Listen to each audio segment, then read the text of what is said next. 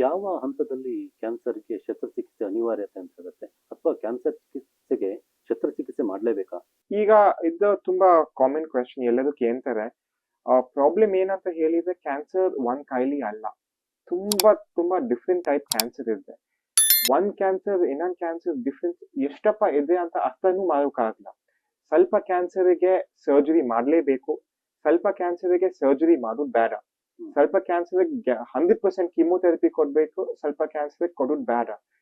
ಯಾವ cancer type ಮೇಲೆ depend ಆಗುತ್ತೆ, ಪೇಷಂಟ್ ಮೇಲೆ ಡಿಪೆಂಡ್ ಆಗುತ್ತೆ, ಕ್ಯಾನ್ಸರ್ ಎಷ್ಟು ಬೆಳೆದಿದೆ ಸ್ಟೇಜ್ ಮೇಲೆ ಡಿಪೆಂಡ್ ಆಗುತ್ತೆ. ಅದಕ್ಕೋಸ್ಕರ ಬ್ರಾಡ್ಲಿ ಹೇಳೋಕ್ಕಾಗ ಸ್ವಲ್ಪ ಕ್ಯಾನ್ಸರ್ ಸರ್ಜರಿ ಮಾಡ್ಲೇಬೇಕಂತ ಪೇಷಂಟ್ ಬೈ ಪೇಷಂಟ್ ಡಿಪೆಂಡ್ ಆಗುತ್ತೆ. ಯೂಶಲಿ ನಾವು ಏನ್ ಹೇಳ್ತು ಅಂತ ಕ್ಯೂರಬಲ್ ಕ್ಯಾನ್ಸರ್ಸ್ಗೆ surgery is the maximum chance of cure.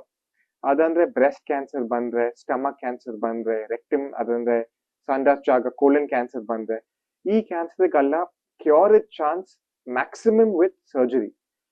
ಅದ್ ಹೇಳಿ ಸರ್ಜರಿ ಮಾಡಿದ್ಮೇಲೆ ಸ್ವಲ್ಪ ಜನರ ಕೀಮೋಥೆರಪಿ ಬೇಕಾಗುತ್ತೆ, ಸ್ವಲ್ಪ ಜನರ ಸರ್ಜರಿ ಮುಂಚೆನೂ ಕೀಮೋಥೆರಪಿ ಬೇಕಾಗುತ್ತೆ.